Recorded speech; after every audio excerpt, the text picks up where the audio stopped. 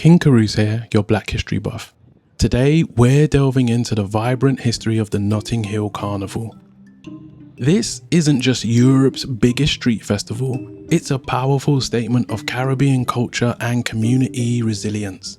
The carnival's roots go back to 1959 when Claudia Jones, a Trinidadian journalist and activist, organised her indoor Caribbean carnival in response to racist riots that had occurred in the area. But the street festival we know today began in 1966, thanks to community activist Ronnie Laslett. Her aim? To bring together the diverse local community, including the Caribbean population.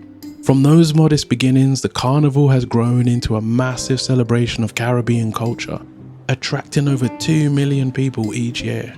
But remember, beneath the vibrant costumes and infectious music lies a history of struggle, resilience, and the power of culture to unite communities. For more on Caribbean influence in Britain, check out my YouTube, and for exclusive content, join my free Patreon. So tell me, how do you celebrate your culture? Please share in the comments. Stay blessed, and remember, Black history is British history.